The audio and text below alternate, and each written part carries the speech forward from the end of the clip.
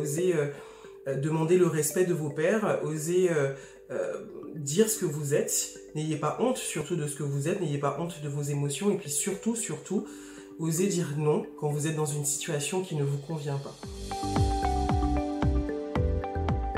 Bonjour, je suis Mélissa Canard, responsable communication au siège de la mission laïque française. Je travaille dans cette belle association depuis 4 ans.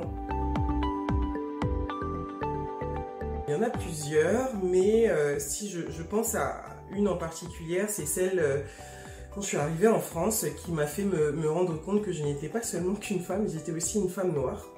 Je me suis rendu compte que du fait que mon nom de jeune fille n'était pas un nom typé africain, j'avais souvent, et je parle là de mes premiers jobs, j'avais souvent de très bons feelings avec les recruteurs au téléphone. Et puis quand j'arrivais, on me disait « Ah, c'est dommage, le poste il a été pourvu ».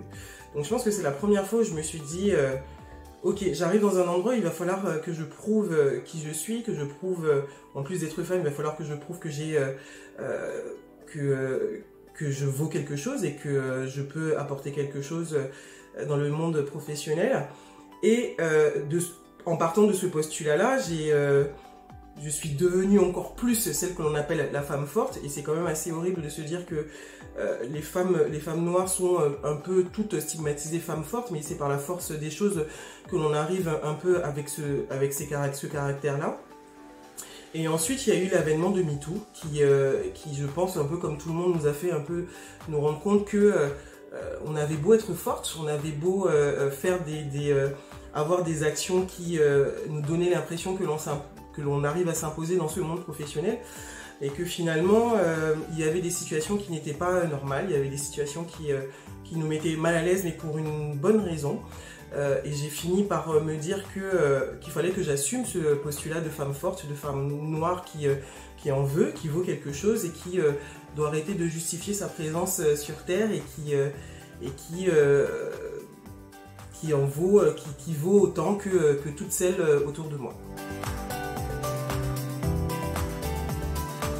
Ce qui a été génial ensuite dans ma vie professionnelle, c'est en tout cas dans l'évolution de cette vie professionnelle, c'est que j'ai quand même beaucoup travaillé pour des femmes dirigeantes. Ça m'a déjà montré que j'étais capable d'arriver à ce stade-là dans ma vie professionnelle, et ce sont d'ailleurs toujours, et je leur en remercie, des femmes qui m'ont appris qu'on avait notre place dans ce monde encore d'hommes.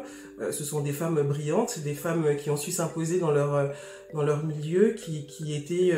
que l'on pouvait trouver parfois dures, mais qui étaient férocement humaines, avec tous les contours que cela sous-entend chez une femme, avec nos émotions, avec notre capacité de pouvoir avancer. Et je remercie ces femmes de m'avoir aidé à évoluer dans ma carrière.